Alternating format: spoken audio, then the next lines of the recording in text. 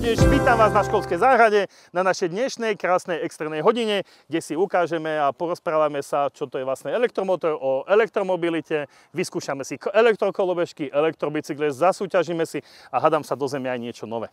Srdcom každého elektrozariadenia nejakého je elektromotor. Predpokladám, že na fyzike ste už niečo také mali.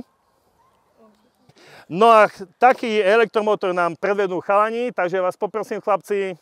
Ono to funguje tak, že tá elektrická energia sa mení na mechanickú prácu. Výborne.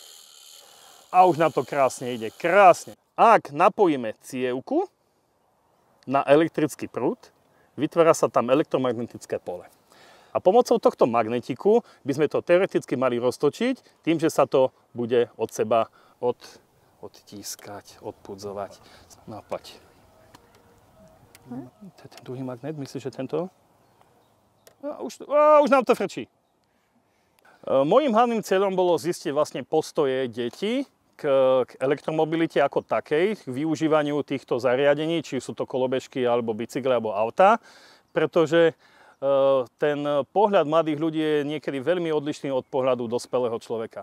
Na dnešnej hodine sa máme teda porozprávať o elektromobilite.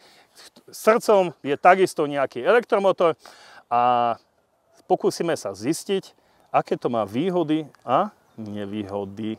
Vedome som išiel rovno do diskusie, pretože deti máme zhovorčivé. Milo ma prekvapili, ako zodpovedne sa pripravili na tú diskusiu. Aj tie ich argumenty boli niekedy síce podporené umelou inteligenciou, ale aj s tým treba naozaj vedieť pracovať v dnešnej dobe. Tak poďme na to. Prečo? Produkujú menej emisí a plynov. A emisie to je čo? To je proste odpad znečisťujúci, čo nám ovzdušie znečistí. Áno, to je to, čo ide z výfuku, hej, dajme tomu. A aj tak, keď máš spaľovací motor, tak tiež musíš využiť nejaké emisie, tiež sa to musí prepravovať, tá ropa a všetko. Takže aj tak, aj tam sa tie emisie tvoria pri spracovaní ropy. Takže emisie, prvá vec, hej, tvorba emisí. Výborne, máme ďalší argument za. Je tichšie ako spaľovací motor. Výhoda, lebo potom napríklad chodci nepočujú auto a môže ich zraziť, lebo je to väčšie nebezpečné na ceste. Ale v autách sú, teraz sa tam už akože pridávajú, ako sa to povie? Senzory? Ja si predstavujem o 20 rokov, že ak sa začnú viac využívať tie obnoviteľné zdroje, tak by to mohlo viesť niečomu lepšiemu a mohli by sme lepšie žiť. Ale ak nie, no tak to bude katastrofa.